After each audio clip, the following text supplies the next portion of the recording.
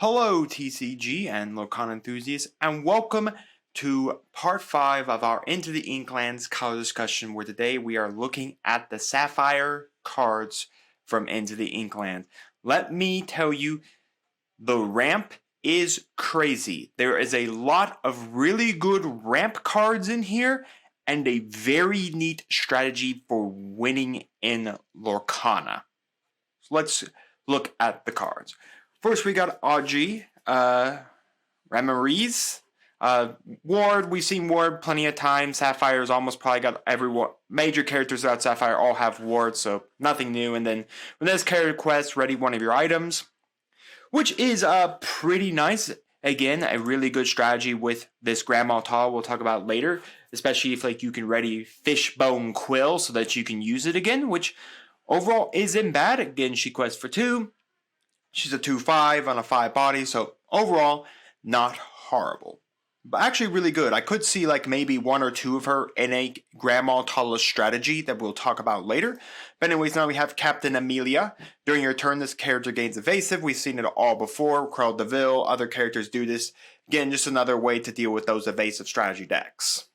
And 1/5 isn't bad. I just wish she was a little bigger in her attack pool rather than this 5 here, because she only can really do a damage, and a lot of characters with evasive are almost 2 to 3 wills, so she isn't going to do much damage, and she'll probably get knocked out in 2 shots. So not great. I kind of wish maybe she was a 2/5, and then that would have probably been a little better.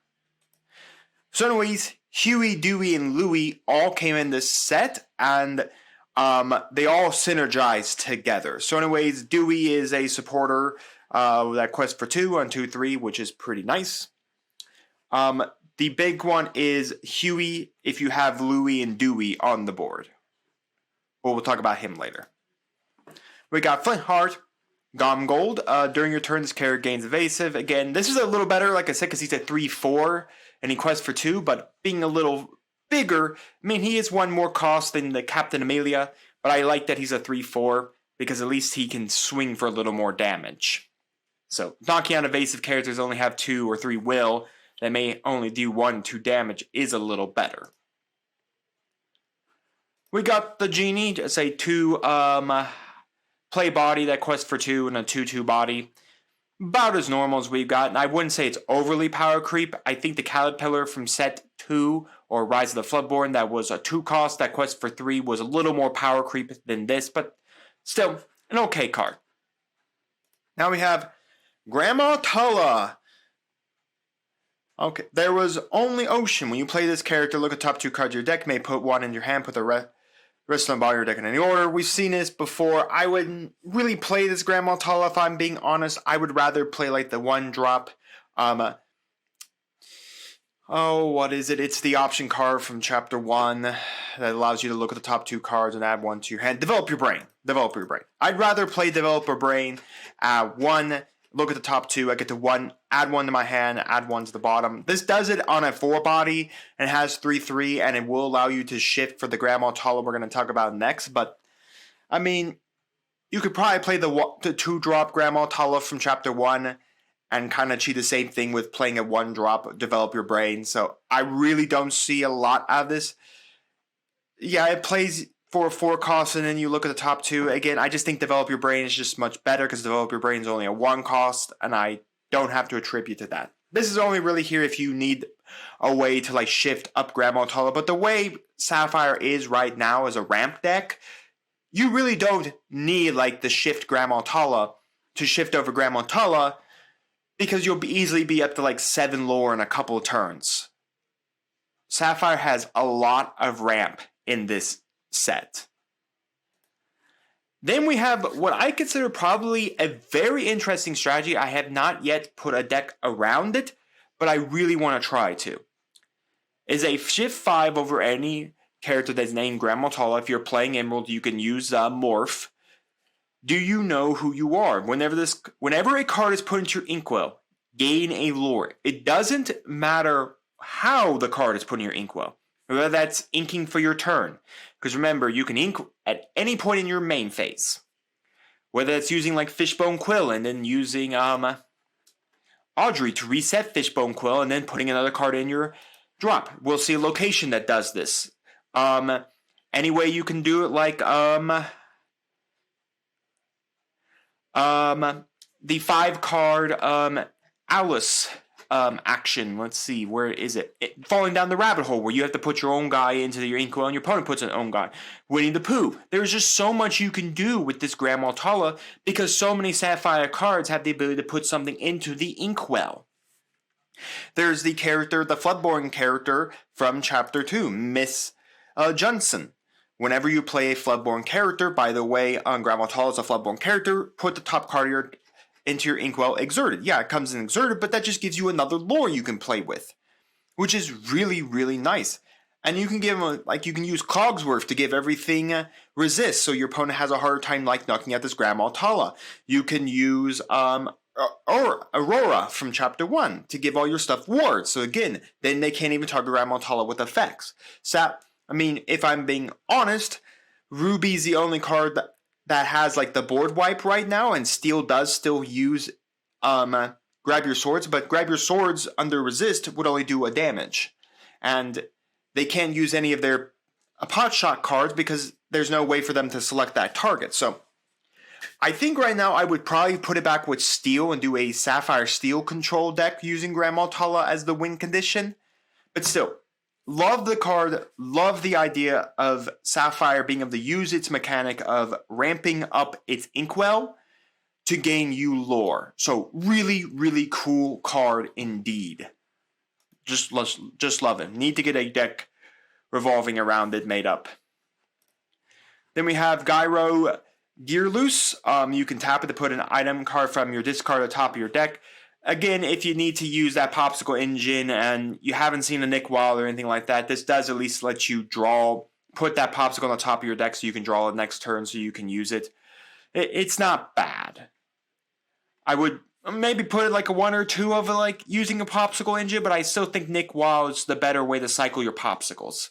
It might be a good way to use in an aerial OTK deck, just so that you can cycle items from your drop back at the top of your deck, just so you can continue to use that aerial to OTK your opponent.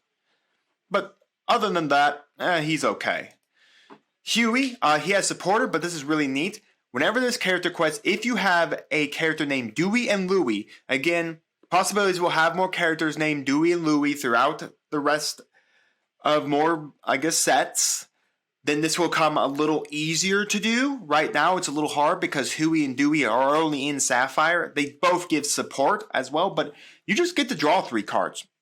You may draw 3 cards, so you don't have to draw it, but still, a literal draw 3 is not bad. Right now, it is, like I said, a little hard since there's only Huey and Louie out of Sapphire. We don't have any of them in the other colors just yet, but I think in future sets, if we can get more Louie and Dewey, I think this character becomes more useful for that draw 3. Again, if we can get more characters with the name, so we can utilize this effect easier. But still, really good. Drawing in this game is very, very important. Having hand control in this game is very important. And hand control in any game is important. But anyways, we have King Louie. It's interesting, you have to have I wonder, could you use King Louie as the name? Because it's just if you have a character named, I guess it has to be Dewey Louie. It can't be King Louie. It'd be hilarious if King Louie works for Huey. It'd be hilarious because he has Louie in the name. But it's not a character with Louie in the name, it's Louie. So anyways, he just vanilla quest for 3. No real power creep. He's at 7 cost.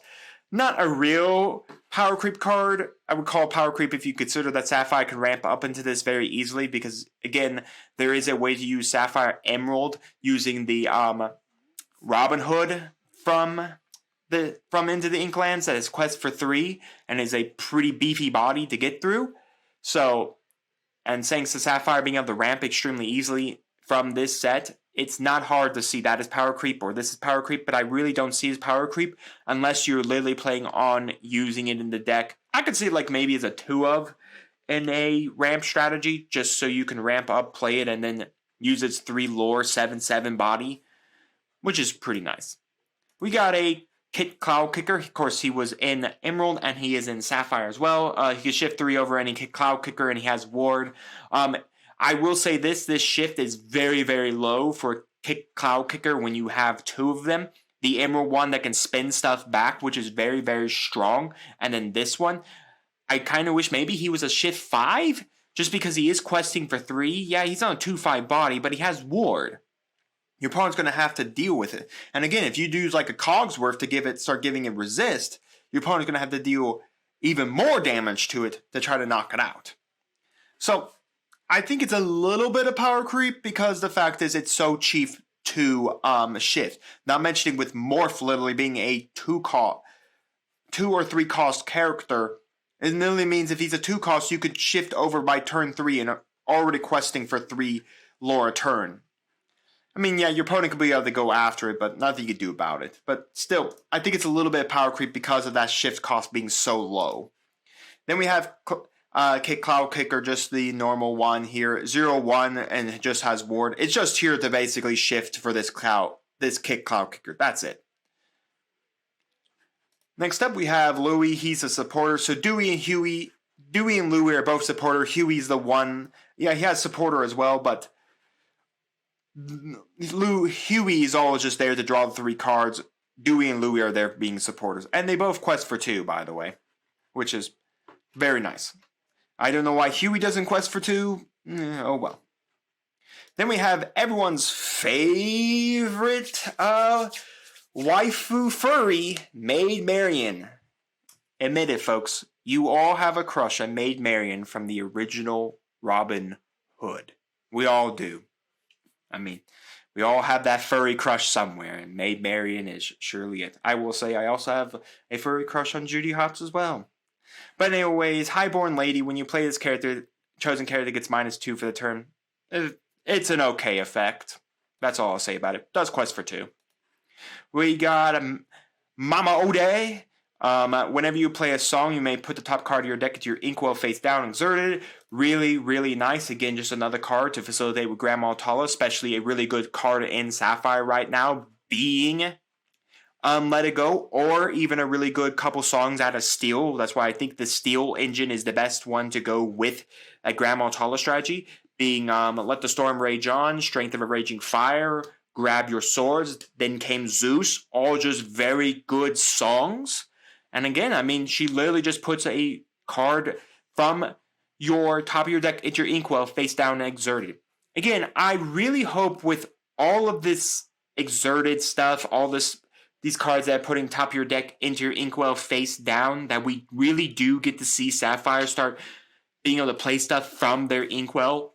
Cards allow you to look through your inkwell, play a card, and maybe transfer a card to it. I think that would be very, very good for Sapphire. I think that'd be a unique way to play the Sapphire engine and a very unique way to play Lorcana completely. So I would hope that Ravensburger would do that at some point. Other than that, I really like this card. Again, she is a 3, so she can already sing Let It Go, Let the Storm Rage On, and Strength of a Raging Fire. So I mean, all you would need is probably a couple of high-cost characters, and then you can already sing like Grab Your Swords and Let It Go, and like Then Came Zeus, so that you can just facilitate this card to facilitate Grandma Tala. So overall, really good card. And then we got a Vanilla Pluto. That's about it. And I will say something. I think for some odd reason, Ravensburger said the Sapphire characters that are canonically dead, that is correct, canonically dead in their movies, for some odd reason need to be in Sapphire so they can go to the inkwell. Again, another card that facilitates Grandma Tala, the Ghost. I think that's like, is she like a specter? It's like Spirit of the Ocean. Fine, the spirit or specter or ghost, Grandma Tala. So James from Chapter 2, the father of Tiana, is canonically dead. He canonically died in World War I. This cat canonically dies in whatever movie he's from. And then Grandma Tala herself canonically dies in Moana. So all the characters that are canonically dying in their movies are canonically going to the inkwell exerted. That's exactly what he does. So I don't know, maybe Bambi's mom will canonically be a Sapphire card because she canonically dies in her movie, a Bambi. And it will canonically go to the Inkwell too.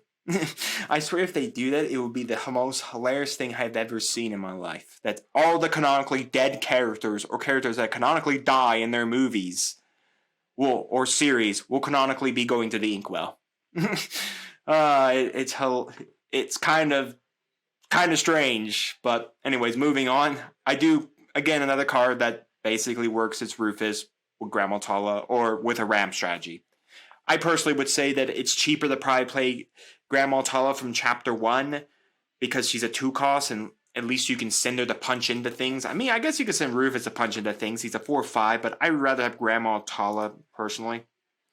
Anyways, we got Scrooge McDuck. We got another one after this one. During this turn, the character gains evasive. Again, just more ways to deal with evasive deck strategies. And then during your turn, whenever this character banishes another character in a challenge, you may play an item for free. Really a good card here because it's really good for, again, an aerial OTK strategy because this allows you to play an item out from your hand for free, which then will restand the aerial from Chapter 1, which will allow you to quest. And again, just swing him into something, punch over something, and then just play an item for free. It doesn't even care if he survives. As long as he challenged and banished it, it's good. It's all good. That's what I really like. There's no need for well, if you survive, play a card. No, as long as I banish something, even if I banish myself in that challenge, at least I still get to use the action, which I think is really neat. Then we have another Scrooge McDuck. Whenever this character quest, may pay 1 less for the next item you play. I think this will be a little cheaper because Maurice does the exact same thing from Chapter 1. When he quests, you can play an item for free. Yeah, whenever this character quests, you can pay an item for free. Now, again, he's on a 6 and he pays 2 less and had a quest for 2 over Scrooge McDuck, who is 2, only can pay 1 less. But I mean, that does literally give you a popsicle for free. So again, a couple more cards I think could be shoved into the Air OTK strategy. Maybe 1 or 2 of this Scrooge McDuck, and maybe 1 or 2 of this Scrooge McDuck. Again, you'd probably still play the Ruby engine just so you have that control aspect, even though the Air OTK is all about smashing OTKing, all honesty. Then we have the Queen. Whenever this character quests, you may look at top 3 cards of your deck and put them back in any order. So just scrying your deck and seeing what you get. So that's really about it. A neat card for Amethyst strategies. Because whenever this character quests, and then you could go Amethyst and then have someone sing Friends on the Other Side, so you can grab 2 cards. I mean, this allows you to look for develop your brain and see, well, of those 3 cards, well, I'd like to grab at least this one. Maybe you have the ability to cycle your deck so you know what 3 cards you might be even putting in your Inkwell. So there's stuff you could do with it. As of right now, I'm kind of out on it. We got Tinkerbell. I'm pretty sure this looks like the Tinkerbell from the Tinkerbell movies, which I'm kind of glad they're going into that line as well. I really think they could pull all those Tinkerbells and make a fairy archetype, which I think would be pretty cool. Whenever one of your items is banished, you may put that card in your Inkwell face down exerted. It's neat. I really do like it. I mean, they're really the only items I would say. Because again, not many decks are playing item control anymore. Binja really isn't being played much anymore, and I really haven't seen the Beast from Chapter 1 that's not being played anymore to deal with items. So I really don't see this card being used a lot. And personally, I really don't want to throw my popsicles because banish themselves to -2 damage off one of my characters, or if an item's banished off Fiber Gem, I really don't want to put it into my Inkwell. So I really don't see a lot of use with Tinkerbell, sadly. Personally, if I go Flaversham, banish a popsicle and put it in my drop to draw 2 cards, I don't want to put my popsicle into my Inkwell. I want to be able to go Nick Wall, pull popsicle, play popsicle, draw another card, and use Flaversham to once again cycle that another 2 cards into my hand. So I really don't see a lot of use of her right now. I can see use of her in the future, mattering on what we get. And then finally, for the last character, we got Wendy. She's got Ward and she's got support. She does quest for 2, but it's not really power creep because she's really only a 1 body, will body. So she's not overly strong. So a single character, even with one single power, even if that character gets knocked out, which is what the 3 is basically saying. It's kind of like Phil from Chapter 1, where he was a 3-1 supporter. He was a nuisance to deal with. I'm pretty sure he also gave you 2, or maybe he just did 1. No, he just did 1. So she's a little better than what Phil is, but Phil is on a 2-drop of a body, and she's on a 3-drop of a body, but she does quest for 1 more than Phil. So, in essence, and also she can't be targeted, so I find they could find a use for her overall. But anyways, let's move on to the actions and the songs. And our items as well. Anyways, we distract, we get a character -2, then draw a card. I do like that we get to draw a card. The -2 power, it's always iffy on if it's going to be useful or not. So I don't see these cards really getting much use, because there's not really anything in the game that if a character goes down to like 0 power, they get knocked out or anything like that. If there are cards that could like synergize with the 𝐑𝐒 from Amber from this set, that could synergize like when your opponent's characters are all at 0, blow them all off the board, or banish them all, or do something like that, or draw a card for each character. I could really see like a synergy with that, and then we could use more of these cards that neg power coming up. As of right now, they're not great or anything like that. They're iffy at best. Now, this card I really do like, because it is a mill card, so you could do a mill strategy with Steel Sapphire, milling out your opponent because of what this card can do. Or a mill strategy with Emerald's Sapphire, because of using like Do It Again, that can grab this back and you could sing it again. But anyways, Friend Like Me. I'm glad they finally did a song like this. Each player puts the top 3 cards of their inkwell face down and exerted. Now, that's another great card for Grandma Tala. Heck, even Grandma Tala can sing it. Whenever a card is put into your inkwell, gain 1 lore. So, because it says whenever a card, and this puts 3 cards, you would be able to trigger, if I'm saying the wording right, you would be able to gain 3 lore for basically putting 3 cards in from your deck, from the top of your deck, into your inkwell, and your opponent does the exact same thing. So not only does it mill your opponent, it gains them 3 more. It does gain them 3 more lore or ink they can use, but it also gains you 3 more ink. And if you are a ramp strategy, you have the better chance of using your ink far better than a strategy that's not about ramp. Now, you have to be cautious about using this card, because your opponent will have high-level characters that need a lot of ink to be played, like a Ruby strategy that uses Maleficent, the 9-drop dragon.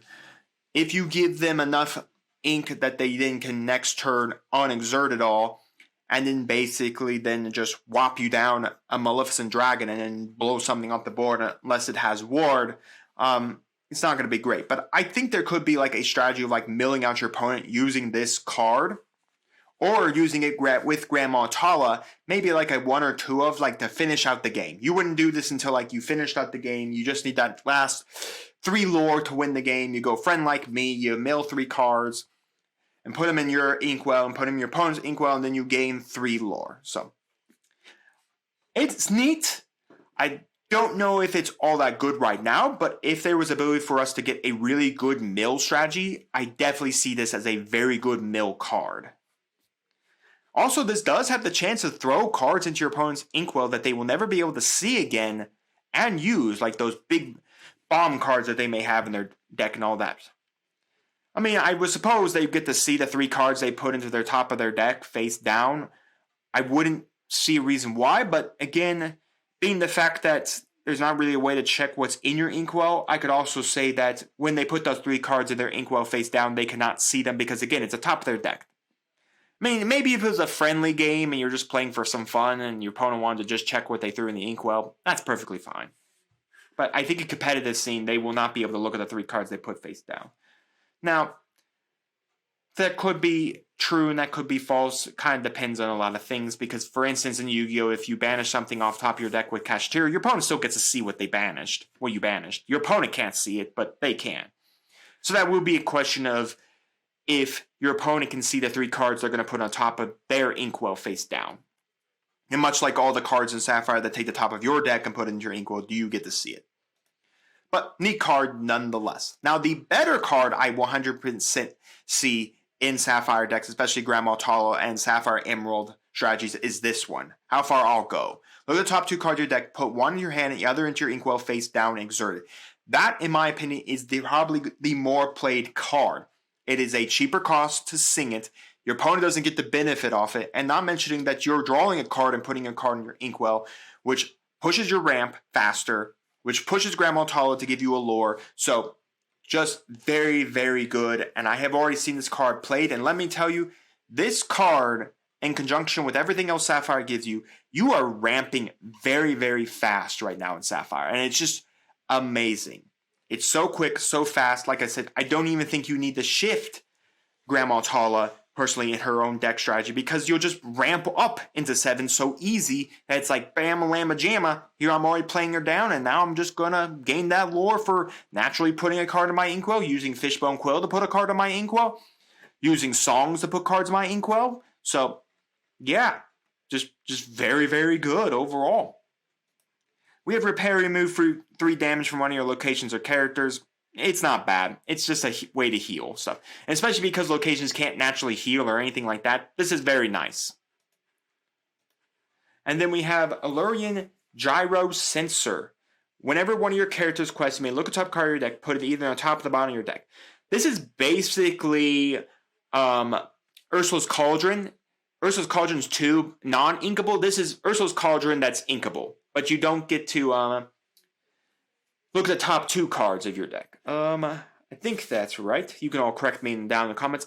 It's okay if you like scrying your deck and figuring out what's going to be on the top deck and all that. I think if you're going to play like Amethyst Sapphire, I think this is a little better than Ursula's Cauldron, because at least you can put it into your inkwell, and in essence, you at least still get to check the top card of your deck. So in essence, you could still use it with like combo with the 5-drop Queen from Amethyst, so that you can look at the top card, say, that's what I need, tap the 5-drop Queen, draw that card, put it in your hand. So like I said, I think it's just a better Ursula's Cauldron because of the fact that you can ink this, where Ursula's Cauldron you could not. And the Heart of Tefiti 2, you can tap it, pay 2, put the top card of your deck into your inkwell face down exerted. Folks, look at that. You can just pay 2 to the mass amount of ink you'll have, and then basically, oh, look at that, just gain another lore. And of course, we do have cards that can unexerted, like Scrooge McDuck. Yeah, even Audrey. When it's character quest, ready one of your items. So that's a really good way just to ready up the Heart of Tefiti to use it twice, or even 3 times, and gain 3 lore off of it. Again, gaining more ink as well. Just spamming all these cards that just give you so much ink that you'll basically win. Really nice. And then we have Lucky Dime. You can tap it. You can tap it, pay 2, choose one of your characters, and gain lore equal to their lore count. For a 7-cost item, I think this is probably not the greatest item at all. If I'm being honest, it's not great. It really isn't. Like I said, I think it could go like the Emerald strategy with the Queen that pitches cards to gain lore. But again, these strategies where it's not real like lore gaining. Maybe if you're close to winning the game, you just need that final 2 or 1 lore, and you could just choose a character with high lore and use it. But at a 7 cost, it's kind of steep. It really, really is kind of steep. Maybe in like Aerial OTK to maybe push for that last lore you need. Maybe that's it, but I would play like as a one of. Slap it down as an item and then use it, and that'd be about it. Maybe the big crab guy, you can use it off of him if he's got a lot of lore with a lot of items. That's really about it. I'd only see this as like a one of, if I'm being honest. It's okay. It's not great. It's like a one of item that you may or may not want to play. Scrooge's Top Hat, you can tap it to pay 1 less for the next item you play. Again, just a very strong card for Area OTK. You literally tap it to pay 1 less for the next item you play, and it literally is an item as well, so kudos. And our final item is the Vault Door. Your locations and characters gain a resist +1. So just a really good way, once again, to just protect all your stuff. Using Cogsworth to give all your stuff +1. Using this to give all your stuff a +1. Not mentioning this is an item, so unless your opponent has item removal, they're never removing this +1. They can remove a Cogsworth by just bashing into it with enough damage to mitigate the fact that he doesn't get a resist 1 on himself. It's a Cogsworth and a Cogsworth give each other the resist 1. So this can protect your Cogsworth. Your Cogsworths already have wards, so then you could just make sure that your Auroras come out, give everything ward, and then all your Cogsworth are doing all of this resist. So you could almost build like a Sapphire Steel like resist strategy and just give all your characters resist and they never can get beaten down, and just quest with all your guys and gain all this lore and make your opponent stare at you the entire time. Now mentioning gives all your locations resist 1, so it's really just really good overall. Again, for like a resist strategy, and let me tell you, this generic McDuck Manor and giving it a resist, so at a 9 will body, is actually pretty good. For our location, we got Belle's House. If you have a character here, you may pay 1 less for all items you pay. So basically, in essence, you put this down on the turn you're going to start your OTK strategy with Ariel. You basically just go off with Ariel OTK. Attach her to this location. Begin getting all your quests. When you have a character here, you pay 1 less for your items, and then item, quest, item, quest, item, quest, item, quest. So you get the drill. It's really good for Ariel OTK. McDuck Manor is a generic location at 9 will, 1 to move, and just gives you 2 a turn. Really good. Again, just a nice strategy to also put with like Grandma Tala, personally. Just set it up at a 4 drop, and then just gain 2 allure a turn. It has literally 9 will on it. And then, or if you want to do like a resist strategy where you just, all your characters just get resist, give it Vault Door, and now it has a resist 1. Multiple Vault Doors give it more resist. And then finally, the location that you definitely are playing with Grandma Tala, Ghost, Spirit, Spectre, whatever you want to call it, Maltani. Whenever a character is banished while here, you may put that character in your Inkwell face down and exerted. So Sapphire's 3 main characters are Grandma Tala, James, and Rufus, who naturally do it themselves. Now all your characters can do it. So again, have a bunch of characters here. Let them go swing it face at your opponent, controlling their board, and then they all get put down your Inkwell face down and exerted. But for Grandma Tala, that's a lore. That's a lore. That's a lore. So you just quested a bunch of lore there by basically still ramping. So, yeah, really, really good. And on a 2-drop body, it's not bad either. And like I said, the ability to play like with Emerald is really good too, because then you can just ramp up really quick to get out your Robin Hood that's from this set that quests for 3. So again, Sapphire from this set is just very, very good at ramping, and actually, fun enough, just very good at item spamming right now too. Because of Top Hat, because of Belle's House, because of Scrooge McDuck, we are seeing some more item spam, which is actually pretty nice because it does give Ariel OTK more strategy to play and give it a stronger chance of getting that OTK off. So overall, Sapphire is ramp. That's really all it is. Most of these cards here ramp you, and we have an entire strategy and reason to ramp with Grandma Tala. Such a good card. I really think she is tier 1 or a tier 1.5 deck because of just how strong she is. Sapphire's ability to ramp is so good and so efficient. It's really strong. If you look back at Chapter 1 to Chapter 2, we have so many characters that have the ability to give you ramp. So why wouldn't you not just take the ramp nature of Sapphire and literally use it? And then gain lore off of it. Like Fishbone Quill. Just tap it, put a card face down to your Inkwell. Anything. A card you can't even put in your Inkwell naturally. Put it in there. Gain a lore. And look at this. All this stuff from Sapphire literally means that in a couple of turns, you may have like 7 to 8 lore before your opponent might even get there.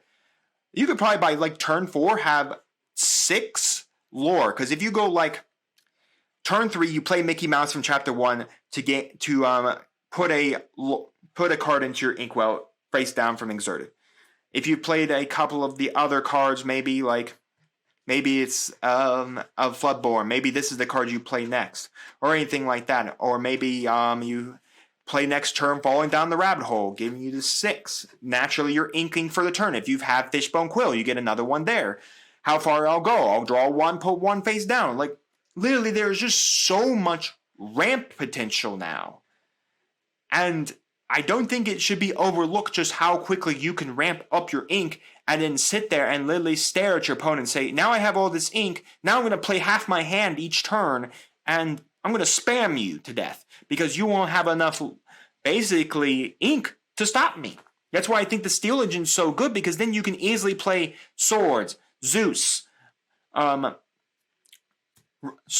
Storm, Strength, all these cards so easily, and then you can just spam the board. And then, like, put down 2 Grandma Talls. What's your opponent going to do? You're going to get 2 lore turn for basically doing what you naturally do in Sapphire. Oh, man. It's such a good color right now. And this set, I could definitely see the next set just spamming more ramp. And this Grandma Tala, I think 100% is always going to be a threat in Sapphire. Just because she can always be playable. As long as Sapphire plays as long as Sapphire cards continually to give very strong ramp. But let me know down in the comments your thoughts on the Sapphire cards from Into the Inklands. Have you tried a Grandma Tala deck? Have you done anything with the new cards? Let me know all of that down in the comments. And while you're commenting, do make sure to like the video, subscribe to the channel, and ring the bell so you can notify when my videos go live for you. And we'll see you here next time on Mama Dragon's TCG.